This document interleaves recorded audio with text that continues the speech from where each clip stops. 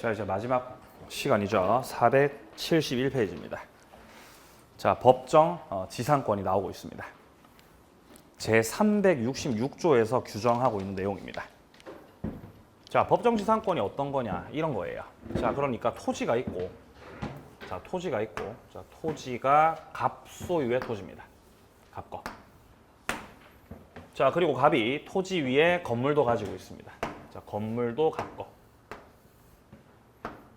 토지 소유자와 건물 소유자가 동일한 사람입니다. 동일한 사람. 자, 이때 뭐 토지가 됐든 건물이 됐든 어느 곳 한 군데에 저당권이 설정이 됩니다. 자, 그리고 갑이 이후 변제 못하니까 저당권자가 이 토지를 경매하죠. 자, 이렇게 되면 경매로 인해서 이 토지를 누군가 경락받겠죠. 자, 병이 경락받았어요. 병이 경락을 받았다는 것은 결국 토지 소유자가 갑이었는데 병으로 바뀐 거죠. 자, 이러면 원래 토지 건물 소유자가 동일인이었는데 저당권 실행, 이 임의경매로 인해서 토지 소유자, 건물 소유자가 달라지게 된 거죠. 이러면 기본적으로 분쟁이 생겨요. 분쟁 생기는 거죠. 자, 병의 입장에서는 내가 지금 토지를 경락받았는데 지금 내 땅 위에 다른 사람이 이렇게 건물을 가지고 있거든요. 그러니까 경락이는 철거하라 그럴 거예요. 철거하라고. 철거하세요, 선생님. 남의 땅 위에 건물 가지고 계시니까요. 철거 청구. 자, 이때 갑 같은 경우는 토지 사용권 가지고 있지 않기 때문에 이 건물이 철거가 돼버린다라는 거죠. 자, 이렇게 건물이 철거돼 버리면 경매로 인해서 철거될 건물들이 너무 많다는 거죠. 그러니까 철거를 막자는 거죠. 사회경제적 손실을 방지하자. 그리고 토지 소유자와 건물 소유자 간의 분쟁을 막아보자라고 해서 이 건물 소유자에게 이 경우에 법에서 정하고 있는 지상권 인정을 해줍니다. 법정 지상권이라고 하는 것이죠, 이게. 건물주에게 법정 지상권 인정을 해주되 이 건물주 갑이 경락받은 병에게 토지 사용료만 잘 내면, 지료만 잘 낸다라고 하면은 이때는 이제 분쟁이 없겠죠. 그래서 분쟁을 막고 건물 철거를 막기 위해서 지상권 인정해주는 거. 네, 366조에서 정하고 있는 법정 지상권입니다. 자, 법정 지상권은 그 이름부터 우리가 딱 봤을 때 알 수 있듯이 법률 행위겠다, 법률 규정이겠다. 법률 규정이에요. 법정 지상권이니까. 따라서 지상권자로 등기해야 등기 안 해도 병이 토지를 경락받으면서 토지 건물 소유자가 달라지게 되는 그 시점에서 건물주 갑은 지상권을 취득합니다. 등기 없이 취득하는 거죠. 자, 조문 보세요. 저당권 설정 당시 토지 건물이 동일인 소유에 속하였다가 저당물 경매로 인해서 토지와 지상 건물이 다른 소유자에게 속한 경우입니다.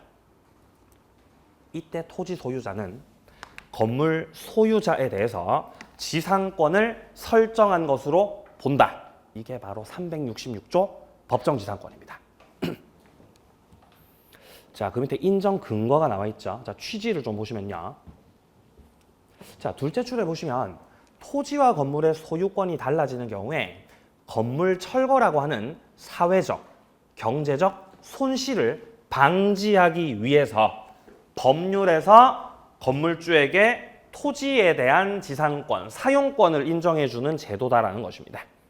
자, 그리고 법정 지상권은요, 책에서 지금 말하고 있듯이 강행 규정입니다.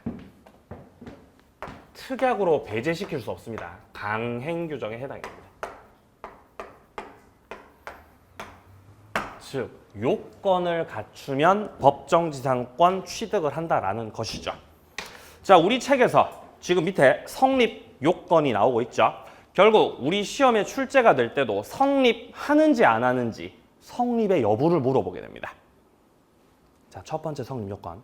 저당권 설정 당시에 건물이 있어야 된다. 자, 뒷페이지 두 번째 성립요건 473페이지 보시면 저당권 설정 당시에 토지 건물이 동일인의 소유이어야 된다. 자, 그리고 세 번째 성립요건입니다. 저당권 실행 경매로 인해서 토지 소유자, 건물 소유자가 분리가 돼야 된다라고 말하고 있죠. 이렇게 세 가지 요건을 갖추었을 때 법정지상권이 성립하게 되고 결국 우리 시험에 출제가 될 때도 법정지상권이 성립합니까? 성립 안 합니까? 라는 그 성립 여부를 물어보게 돼요. 그러니까 시험 문제에서 뭔가 사례가 주어지고 그 사례를 보고 법정지상권이 성립하는 건지 안 하는 건지를 판단하셔야 돼요. 우리가 그 많은 판례를 다 외울 수는 없기 때문에 판단 기준이 필요한 거예요. 판단의 기준. 판단 기준. 네, 판례 외우시는 분들이 있는데 그러시면 안 돼요. 판단 기준이 필요하죠. 자, 판단 기준은요. 저당권이 설정되는 그때 그 당시. 저당권이 설정이 되는 그때 그 당시에 토지 소유자하고 건물 소유자하고 동일 소유자여야 돼요. 그랬을 때 법정지상권이 성립합니다.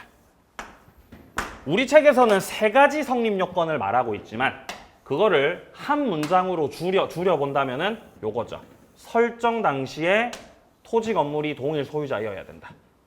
자, 이 판단 기준만 잘 기억을 하고 계시면 그 어떤 사례를 갖고 오더라도 우리는 다 판단을 해볼 수 있는 것이에요. 판례를 외워요. 이거 한 개만 외워요. 에? 이거 한 개만 외우라는 거죠. 판례 외우지 마시고요. 에? 그때 한 5년 전이었나? 5년 전에 어떤 수강생분이 법정지상권 판례가 엄청 많거든요. 그래서 법정지상권 판례를 따로 제본 떠서 공부하고 계시더라고요. 두께 이만한 거를. 미쳤죠? 그래서 왜 그러시냐고 제가 물어봐. 왜 그러시냐고 도대체. 왜 그러시냐고. 에? 그분이 만점 받겠다 그러시더라고. 만점 받겠다고. 만점 받을 거라고. 예? 멋있었어요. 예, 멋있더라고요. 그래서 만점을 그분이 받으셨어요, 실제로. 그분이 민법을 정말 잘하시는 분이었어요. 그래서 제가 그분한테 가서 물어봤어요. 그분한테 가가지고 이거 어떻게 된 거냐 물어보면 그분이 막 답을 해주시더라고요. 예, 농담인데 아무튼 그분은 정말 그 잘하시는 분이었죠. 예. 여러분도 그렇게 하지 마세요. 하지 마세요. 100점 받는 거 아무 의미 없어요. 그러니까 이 판단의 기준을 가지고 예, 사례에 접목시켜가지고 이제 예, 성립한지 안 한지 판단을 해야 되는 거죠. 자, 그럼 판단을 해보세요. 자, 판단해 보시기 바랍니다. 자, 토지가 있는데요. 토지가 갑거. 자, 토지가 갑거. 그리고 이 토지에 뭐 예를 들어 저당권이 설정되는데 죄송합니다. 자, 토지가 갑거고 갑이 토지 위에 건물을 딱 가지고 있었어요. 이렇게. 자, 이 상태에서 이 토지의 저당권이 설정됐습니다. 토지의 저당권이 설정이 됐다. 자, 이러고 있던 중 갑이 건물을 다른 사람한테 넘긴 거예요. 자, 건물 소유권을 병에게 넘겼습니다. 건물주가 병이 된 거죠. 자, 그리고 나서 이제 갑이 변제 못하니까 토지에 대해서 경매가 실행되었고 이 토지를 정이 경락받게 되었습니다. 자, 이렇게 됐을 때 과연 법정지상권은 성립할 수 있겠느냐? 어떻습니까? 성립하겠습니까, 이거? 성립해야 안 해요? 안 해요? 요것만 생각을 해보면 저당권이 설정될 그때 그 당시에 토지 소유자가 누구였죠? 갑이었어요, 갑. 건물주 누구였죠? 갑이었던 거죠. 그러니까 설정 당시에 이렇게 동일 소유자였다면 나중에 건물주가 병으로 바뀌었다고 해도 경매 실행과 경락으로 인해 토지 건물 소유자가 달라졌을 때 법정지상권 성립한다는 것입니다. 설정 당시 동일 소유자였으니까. 이때는 건물주가 지금 병이죠. 네, 병이 법정지상권을 취득을 하게 되는 거예요. 자, 이런 것도 있어요. 자, 토지가 있고요. 자, 토지 갑거. 자, 토지 갑거, 건물도 갑거예요. 자, 건물도 갑거. 자, 이런 상태에서 역시 토지에 저당권이 설정이 된 거죠. 자, 을이 저당권을 취득을 했습니다. 취득했다. 자, 그리고 나서 건물이 멸실된 거예요. 건물이 너무 낡아서 건물을 다 철거해버리고 갑이 여기다가 이제 새롭게 건물을 지었어요. 새롭게. 그럼 이 건물도 갑 거죠. 그리고 나서 저당권이 실행된 거예요. 그리고 나서 이제 경락을 받으신 거예요. 자, 그럼 이때는 법정지상권 성립하겠어요? 안 하겠어요?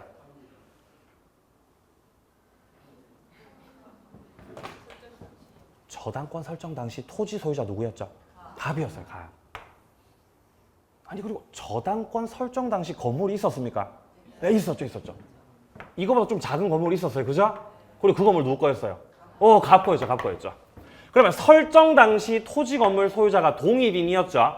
그럼 나중에 건물이 철거됐다가 새롭게 지어진 경우라고 해도 법정지상권은 성립한다는 거죠. 성립한다. 그러니까 요거 가지고 다 판단해 볼 수 있다는 것입니다. 자, 그럼 책에서 소개하고 있는 판례들 한 개씩 순차적으로 한번 봐보겠습니다. 자, 471페이지 밑에 쪽에 보시면은 첫 번째 성립 요건, 저당권 설정 당시 건물이 존재해야 된다. 자, 동그라미 1번 보시면요. 무허가 미등기 건물이죠. 상관없어요. 그 건물이 무허가 건물이든 그 건물이 미등기 건물이든 신축한 사람은 있는 것이고 그 건물주는 있거든요. 그러니까 저당권 설정 당시 토지 건물이 동일 소유자였다면은 그 건물이 미등기 건물이든 무허가 건물이든 상관없습니다. 법정지상권 성립. 자, 동그라미 2번에 나대지죠. 자, 기억해 보시면요. 건물 없는 나대지에 저당권 설정하고 나서 건물 신축됐죠. 그러니까 지금 토지에 저당권이 설정될 당시에 나대지였다는 거죠. 저당권이 설정될 당시에 토지 위에 아무것도 없었다라는 거죠. 저당권이 먼저 설정이 됐고 그 이후에 이제 건물이 신축이 됐다는 거예요. 이렇게. 이 건물을 갑이 지었다고 쳐봐요. 그리고 나서 경매 실행이 됐고 경락받았을 때 법정지상권이 성립할 수 있겠냐? 되겠습니까? 안 되겠습니까? 안 된다는 거죠. 왜냐하면 저당권 설정 당시는 건물이 없었기 때문에 설정 당시 동일 소유자라고 할 수 없죠. 안 된다는 것입니다. 자, 따라서 이 기역 판례 같은 경우는 법정지상권 성립하지 않습니다. 니은 보세요. 뒷페이지. 건물이 없는 토지에 저당권 설정한 후 저당권자로부터 건물 신축 동의를 얻어서 건축을 했다는 거죠. 아니, 이건 또 뭔 말이냐? 자, 토지가 갑 거예요. 그리고 이 토지에 저당권이 설정돼 있던 거예요. 이렇게. 그래서 눈치 빠르신 분들은 여기서 이제 판단 끝나요. 판단 끝났죠, 그죠? 아니 왜냐면 저당권 설정될 당시에 건물이 없지 않습니까? 그럼 때려 죽어도 죽었다 깨어나도 법정지상권 돼, 안 돼? 이 사례는 안 되는 거예요. 이때 이랬던 거예요. 갑이 을한테 선생님 제가 저기 여기다 건물을 좀 지어도 되겠습니까? 그러니까 저당권자가 인정. 건물 지어라. 건물 지으세요. 인정. 자, 저당권자로부터 동의를 받아서 건물을 지었고요. 자, 뿐만 아니라 갑이 이랬던 거예요. 선생님 제가 건물 짓고 나중에 혹시나 경매 들어가더라도 법정지상권의 존재 성립을 인정해 주실 겁니까? 라고 하니까 저당권자가 인정해줬던 거죠. 인정해줬어요. 이런 상태에서 저당권이 결국 나중에 실행, 경매가 됐고, 자, 경매가 됐고 여기를 병이 경락받았다는 거죠. 법정지상권 성립하겠어요? 안 하겠어요? 안 한다는 거예요. 경락인이 여기서 야 철거해라. 철거하라 그러면 갑은 철거하셔야 된다는 거죠. 갑은 여기서 이런 주장했던 겁니다. 아이 선생님, 설정 당시 동일인은 아니었지만 우리 저당권자님께서 인정해 주셨단 말입니다. 그러니까 법정지상권 취득한 거예요. 라고 갑은 주장했겠지만 법정 지상권이라고 하는 거는 366조는 강행 규정이거든요. 당사자가 특약을 통해서 내용을 다르게 정할 수 없다는 겁니다. 법에서 이렇게 정해놨으면 법에서 정해진 대로 되는 거지. 아니 무슨 뭐 저당권자가 인정해준다고 해서 성립하고 말고 그럴 문제가 아니라는 거예요. 성립 안 합니다, 이 사례. 자, 그래서 보시면요. 둘째 줄에 이런 말 나오죠. 그러한 동의의 여부는 주관적인 거야. 공시할 수도 없어. 그리고 경락인한테 손실이 생기거든요. 이래버리면. 따라서 법정지상권은 인정되지 않습니다. 자, 그리고 밑에 쪽 동그라미 3번에 보시면 건축 중인 건물이 나오죠. 건축 중. 다 지었어요? 짓고 있어요? 짓고 있다는 거죠. 건물을요.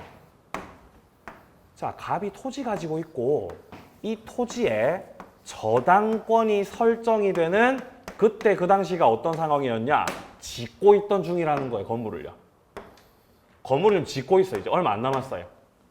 건물 짓고 있는 중입니다. 건축 중이라는 거죠. 이때 이제 나중에 건물이 다 지어지고 저당권자가 경매 신청, 경락받았을 때 법정지상권이 성립할 수 있겠냐죠. 건축 중인 건물도 건물로 인정받을 수 있느냐 없느냐 그게 문제가 됐던 건데 자, 판례 입장은 이렇습니다. 토지의 저당권 설정 당시 토지 소유자에 의해서 지상에 건물이 건축 중이었다. 이때 세 번째 줄 보세요.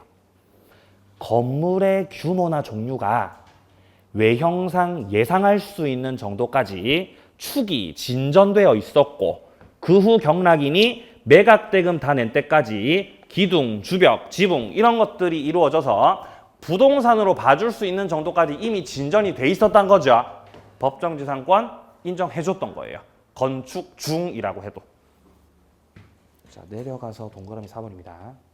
건물 철거 후 신축 나오죠. 여기서 기역입니다. 셋째 줄 보세요. 토지의 저당권 설정 당시에 건물을 그 후 개축, 증축한 경우는 물론이고 멸실, 철거, 재건축, 신축된 경우라도 설정 당시 동일인이었다면 법정지상권은 성립한다는 것입니다. 성립한다. 근데 이게 문제가 많아요, 이게. 자, 갑이 토지를 가지고 있었고 이 토지에 이렇게 이제 건물이 있었던 거죠. 건물이 이렇게. 네? 갑 거. 그리고 여기에 저당권 설정. 그럼 여기까지만 보더라도 법정지상권 성립해야 안 해요? 성립하죠. 나중에 갑이 건물 철거하고 자, 건물 철거하고 여기다 새롭게 더 크게 건물을 새로 지었다고 해도 법정지상권 성립해야 안 해요? 성립하죠. 이 건물 갑거. 성립해요. 이 상태에서 경매 실행했고 경락받았을 때 건물주 갑은 법정지상권을 취득한다. 왜냐하면 설정 당시에 동일인이었으니까. 근데 판례에서 좀 문제가 있는 게 보시면요. 문장에서 자, 이 문장에서 밑에서 두 번째 줄 보세요. 밑에서 두 번째 줄 중간에 신건물에 성립하는 법정지상권의 내용인 존속기간 범위 이런 것들은 신건물을 기준으로 하는 게 아니라 무슨 건물 기준으로? 구건물 기준으로 한다는 거죠. 이게 문제라는 거예요. 그러면 법정지상권 성립이 되긴 되는데 그 범위가 구건물 기준이라는 거죠. 여기에만 인정된다는 거예요. 뭔 말인지 아시겠어요? 여기는 인정돼야 안 돼요? 안 돼요. 여기는요? 안 된다는 거죠. 이게 뭐냐는 거죠, 이게. 그럼 뭐 건물 잘라야 됩니까? 케이크처럼? 뭐 이렇게 건물 이렇게 잘라, 그죠? 이렇게 건물 잘라가지고 여기만 지상권 인정이 돼, 여기만. 여기는 인정 안 된다고 한 거죠. 그래서 대단히 학자들이 비판하는 판례예요. 말이 안 된다는 거죠. 인정해줄 거면 다 인정을 해주던가, 안 해줄 거면 해주지 말던가, 이게 뭐냐는 거죠, 이게. 왜 구건물을 기준으로 하냐는 거죠. 구건물 기준으로. 구건물을 기준으로 한다. 범위를. 여러분들이 공부를 하시다 보면 느끼시겠지만 이 판례하고 이 학자들의 주장을 좀 비교를 해보면 학자들의 주장이 훨씬 더 논리적이에요. 학자들 주장이 훨씬 논리적이고 훨씬 체계적이고 가만히 들여다보면 말이 돼요. 판례는 말 안 되는 거 너무 많죠. 판례는요. 그죠? 그러니까 이것도 학자들 주장이 타당성이 있지 않습니까? 이게 뭐냐는 거죠. 이게 뭐냐는 거죠. 근데 문제는 우리 시험에는 학자들 떠드는 거 하나도 안 나와요. 학자들이 떠드는 거는 하나도 안 나옵니다. 우리 시험에 출제되는 건 판례가 나오죠. 판례가. 그러니까 학자들이 무슨 주장을 펼치든 우리는 그런 거 다 신경 쓰지 말고 그냥 판례 입장만 보시면 된다는 거죠. 그러니까 우린 공부할 때 그냥 겸손한 마음으로 판사님이 구건물을 기준으로 하는 거야. 그럼 우리는 그렇습니까? 예, 구건물 기준이구나 라고 공부하고 넘어가셔야 된다는 거죠.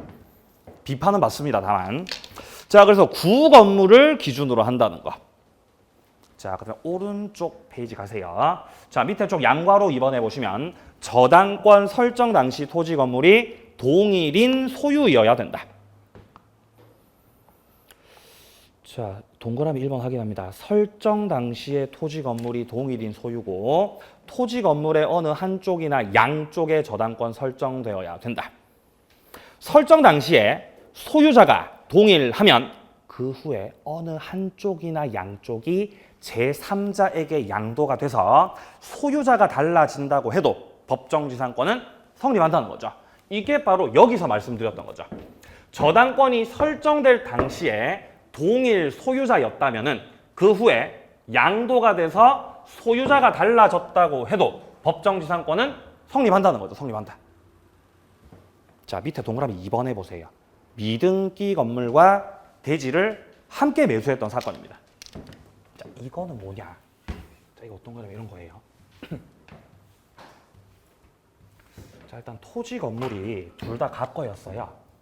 자, 토지가 갑거. 자, 그리고 건물도 갑거. 자, 이런 상태였는데 갑이 건물을 신축했기 때문에 일단 소유자가 된 겁니다. 근데 이 건물은 미등기 건물이었던 거죠. 비록 미등기 건물이라고 해도 이 건물을 갑이 신축했으니까 갑이 건물주입니다. 이 상태에서 갑이요. 건물을 을한테 팔고 토지도 을한테 판다. 자, 이렇게 매매 계약이 체결됐던 거예요. 토지 건물 매매 계약. 자, 이 상태에서 을이 대금을 다 지급했고 토지 대금 지급 다 했고 이 토지 이전 등기가 을한테 경료된 겁니다. 자, 토지에 대해서 을한테 등기가 경료됐습니다. 근데 문제는 아직 건물은 미등기 상태였기 때문에 갑이 보존 등기하고 을한테 넘겨줘야 되겠죠. 그래서 아직은 을이 건물에 대해서는 이전 등기를 받지 못했던 거예요. 이러다가 이런 상태에서 이 대지에 저당권이 설정이 됐던 거예요. 이 상태에서. 뭐 나중에 을이 건물 등기를 했다고 해도 이 상태에서 저당권이 설정됐고 이 저당권이 토지에 대해서 경매 들어갔고 이 토지를 누군가 경락받았을 때 자, 이때 법정지상권 성립하겠어요? 안 하겠어요?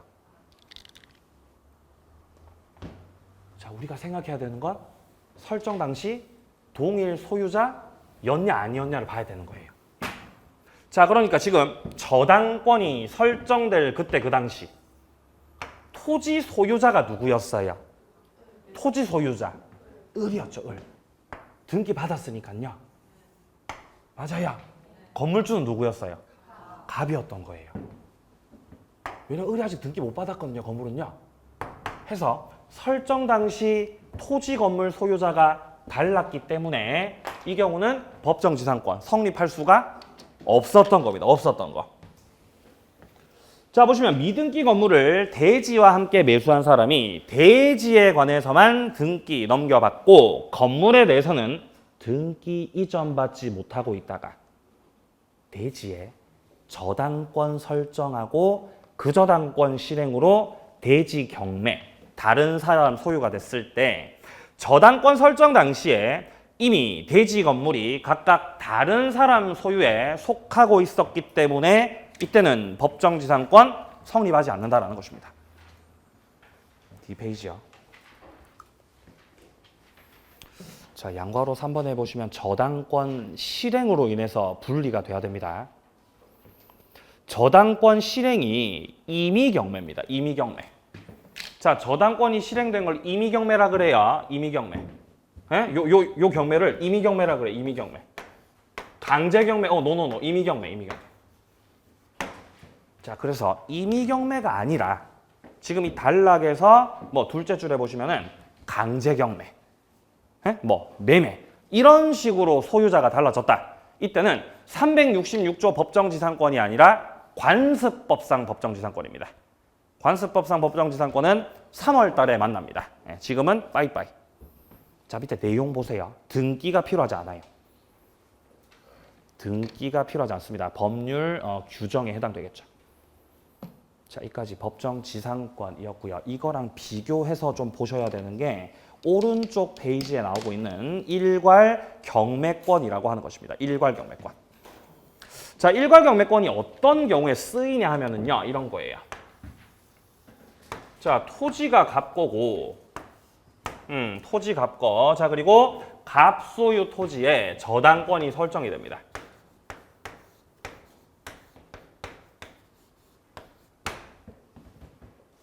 자, 저당권이 설정됐고, 그리고 나서 갑이 건물 지었어요. 그럼 죽었다 깨어나도 366조 법정지상권은 성립할 수가 없겠죠. 설정 당시 나대지였거든요.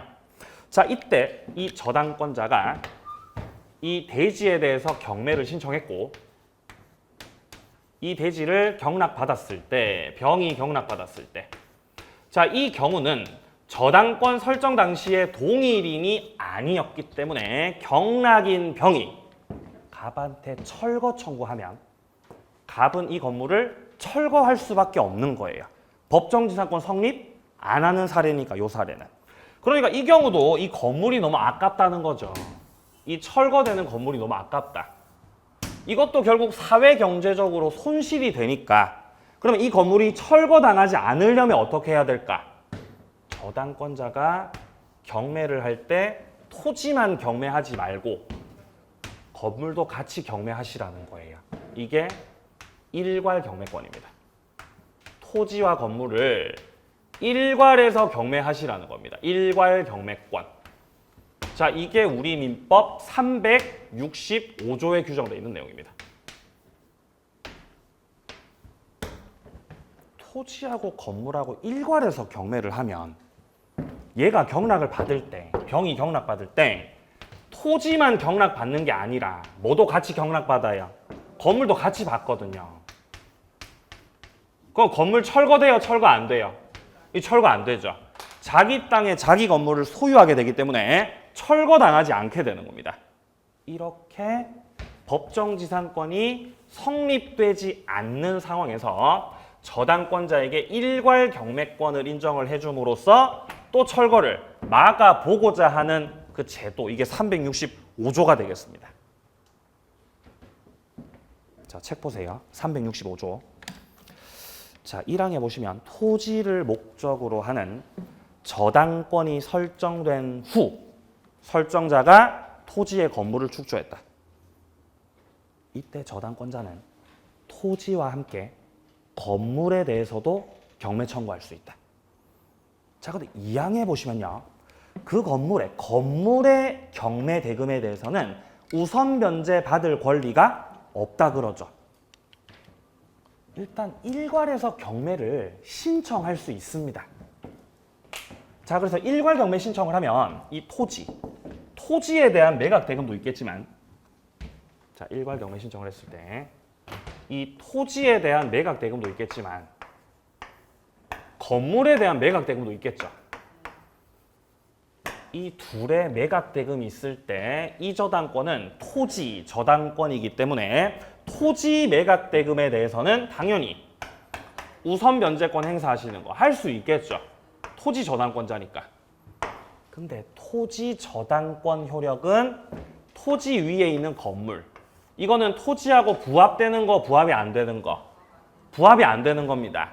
그러니까 토지 저당권 효력은 건물에까지는 미치지 않는 거예요. 365조에서 일괄 경매를 할 수 있다고 해서 이 저당권의 효력이 건물에까지 미치는 건 아니라는 거죠. 그러니까 우선 변제권 행사할 때 토지 매각 대금에 대해서는 우선 변제권 행사가 가능하지만 건물의 매각 대금에 대해서는 우선 변제권을 받지 못한다는 겁니다. 행사 못한다는 거죠. 여기 지금 이항에서 나오고 있는 거죠. 자, 추가적으로 일괄 경매권은요. 의무가 아닙니다. 권리예요. 이거는 권리고 저당권자의 선택의 문제입니다. 선택. 의무? 노노노. 의무가 아니다. 권리이자 선택의 문제입니다. 그러니까 저당권자가 토지만 경매할지 토지 건물을 일괄해서 경매할지는 저당권자가 선택할 문제라는 거죠. 선택할 문제. 의무가 아니에요. 근데 이렇게 토지하고 건물하고 일괄해서 경매를 해버리면 갑이 억울하지 않습니까? 나는 원래 토지만 경매 당하면 되잖아요. 근데 뭐까지 다 경매돼요? 건물도 다 경매되지 않습니까? 그럼 갑이 억울하지 않습니까? 억울해요, 안 억울해요, 갑은요? 안 억울해요? 왜 안 억울해요? 그쵸. 어차피 뭐 될 건물? 철거될 건물이라는 거죠. 토지만 경매하면 얘가 철거 청구할 거잖아요. 어차피 철거돼요. 그냥 급한 건 갑이에요. 그래서 주로 갑이 을을 찾아가요. 선생님 제발 선생님 토지만 경매하지 마시고 건물도 같이 경매해달라고. 갑이 무릎 꿇는다는 거죠. 그래서 건물도 같이 경매가 돼야 건물 철거가 안 되니까 경락 대금이 좀 남을 거 아닙니까? 그래야 갑이 좀 받아갈 수 있다는 거예요. 네, 모두에게 좋은 제도입니다. 이 제도가. 자, 그래서 밑에 배경에서 밑에서 세 번째 줄에 나와 있습니다. 여기서 토지와 함께 일괄 경매 청구를 허용한다면은 건물과 토지가 동일한 낙찰자에게 귀속될 수 있어서 저당권자는 담보가치 하락을 막을 수 있고 건물 철거도 방지가 되고 채무자에게도 좋고 윈윈이라는 거죠. 네, 누이 좋고 매부 좋고 다 좋다는 거예요. 이것도 결국 우리 시험에 출제가 될 때는 일괄 경매권을 행사할 수 있는 거냐 없는 거냐가 출제 포인트고요. 판단 기준이 필요합니다. 역시 여기도. 일괄 경매권을 행사할 수 있는지 없는지를 판단을 할 때는 경매 신청 당시 경매를 신청하는 청구하는 그때 그 당시에 토지하고 건물하고 동일 소유자이어야 돼요. 이랬을 때 일괄 경매권 행사가 가능하다는 것이에요.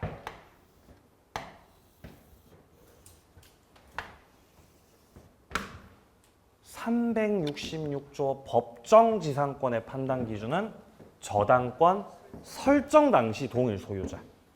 366조.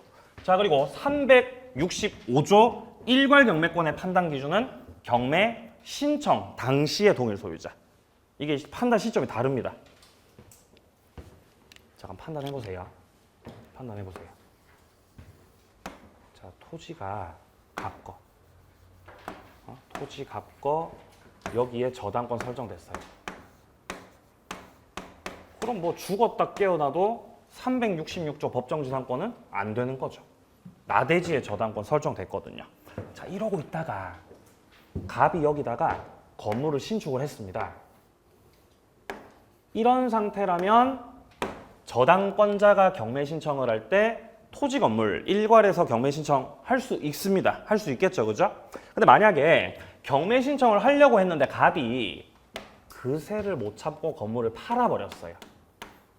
병에게 팔아서 건물주가 병인 상태라면, 이런 상태라면은 저당권자가 일괄해서 경매 신청할 수 있다 없다? 못하는 겁니다. 토지 건물 소유자가 다르기 때문에 경매를 신청하는 그때 그 당시 다르죠. 이런 못하는 거예요. 자, 아니면 이럴 수 있죠. 자, 토지가 갑거고 이 토지에 저당권 설정됐고요. 역시 나대지에 저당권 설정됐으므로 법정 지상권은 안 됩니다. 이때 이 토지에 지상권자가 들어왔어요. 자, 이 토지에 지상권자가 들어왔다. 자, 그리고 지상권자가 건물을 지었어요. 그럼 이 건물 병거죠, 병거. 요렇게. 이런 상태라면 저당권자가 일괄 경매 청구 못합니다. 다르거든요, 달라 지금. 그죠? 근데 나중에 지상권자가 지상물의 매수 청구를 통해서 건물주가 갑으로 바뀌면 이렇게 된다면은 경매 신청 당시 지금 토지 건물 소유자 동일한 거죠. 이런 상태라면 일괄 경매권 행사 할 수 있다 없다? 이거 할 수 있다는 거, 할 수 있다는 거예요. 그래서 이것만 가지고 있으면 다 해결돼, 다 해결돼. 네? 만병통치약이죠, 만병통치약. 자, 최각이 납니다. 자, 476페이지에 일괄 경매 요건. 자, 첫 번째 양괄호 1번 확인합니다. 저당권 설정 당시에 나대지일 것. 자, 동그라미 2번 보세요. 저당권 설정 당시에 건물이 존재하면 일괄 경매는 허용되지 않습니다. 이때는 법정 지상권이 되냐 안 되냐를 따질 문제가 됩니다. 자, 밑에 양괄호 2번에서 동그라미 1번 보세요. 제3자가 건물을 축조했습니다. 저당권 설정 후 임차인과 같은 제3자가 건물을 축조했다. 이러면은 토지 소유자는 뭡니까? 토지 소유자하고 그다음에 건물주가 임차인이기 때문에 토지 건물 소유자가 다르죠. 일괄 경매가 안 되는 거죠, 안 되는 거. 자, 그리고 동그라미 2번에 보시면 설정자가 건물을 제3자한테 양도하셨네요. 토지의 저당권 설정 후 저당권 설정자가 건물 축조 후 건물을 제3자에게 양도하셨습니다. 일괄 경매 청구 안 되겠죠? 저당권 설정자가 건물을 축조한 후 이거를 제3자한테 양도했다. 이러면 경매 신청 당시 소유자가 달라져서 일괄 경매권 안 됩니다. 동그라미 3번. 용익권자가 신축한 건물을 설정자가 매수했습니다.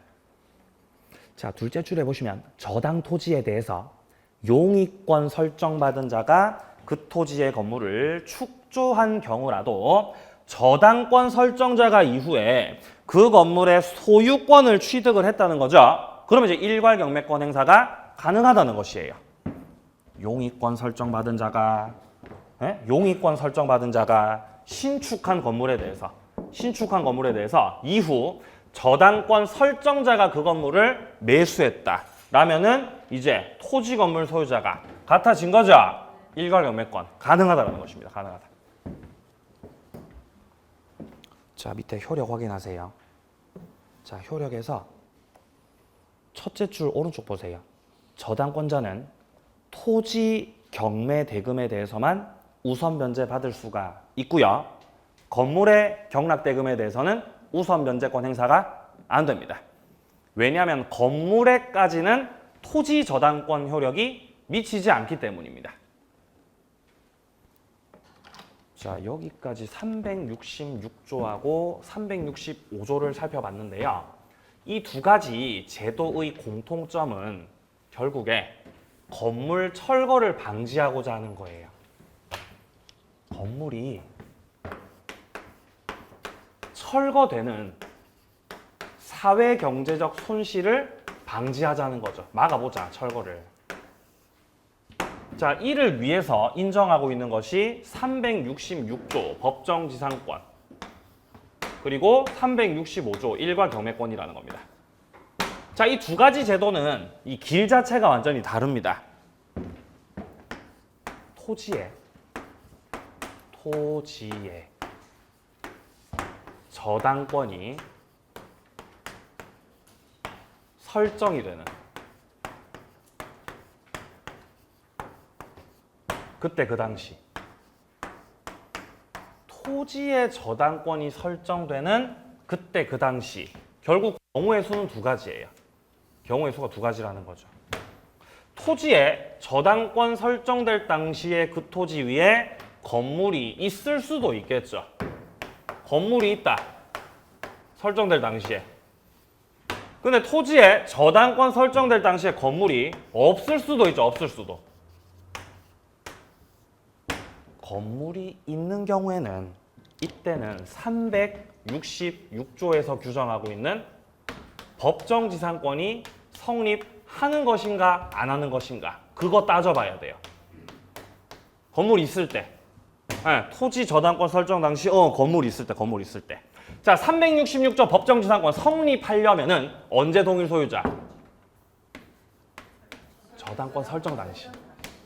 저당권 설정 당시.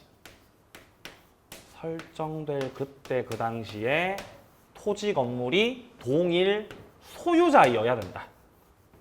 그랬을 때 성립한다는 거죠? 예. 자, 반대로 토지에 저당권이 설정될 그때 그 당시에 토지 위에 건물이 없는 그냥 나대지 상태였다. 나대지. 건물 없다. 이러면 죽었다 깨어나도 366조는 그냥 안 되는 거예요. 그러니까 따질 필요 없고 여기서는 365조에서 규정을 하고 있는 일괄 경매권이 되느냐 안 되느냐 그거 따져봐야 되는 거죠.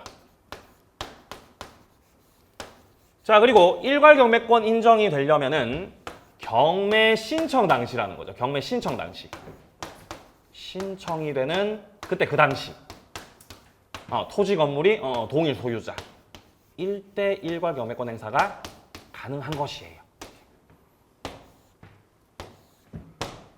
길이 달라요. 이 두 가지가. 그러니까 이 두 가지가 동시에 성립할 수는 있겠어요? 없겠어요? 그건 절대 안 되는 건 불가능한 겁니다. 불가능한 거. 그죠? 섞이면 안 돼. 자, 여기까지 오늘 대단히 중요한 내용들 다뤄봤고요. 자, 그리고 저당권 파트에서 뒷부분에 나오는 이 공동저당하고 근저당 중에서 다음 주는 491페이지에 나오고 있는 근저당. 여기서부터 시작을 할 거고요. 여기서부터 해서 이제 계약법으로 해서 이제 연결시켜 나가도록 하겠습니다. 일단 다가오는 지금 토요일로 잡혀 있죠. 토요일 2시부터입니다. 2시부터 해서 6시까지로 계획을 하고 있습니다. 2시부터 6시까지. 이번 주 토요일에. 왜 싫으세요? 뭐 이렇게 해야 되니까. 그죠? 해야 되니까. 예. 자, 그래서 토요일에 오전 수업 들으시고 식사하신 다음에 2시부터 저랑 같이 여기서 이제 보시는 겁니다. 자, 다음 주가 아니라 토요일부터는 근저당부터 들어가도록 하겠습니다. 자, 고생 많으셨고요. 또 다음 주 토요일에 또 뵙도록 하겠습니다. 수고하셨습니다.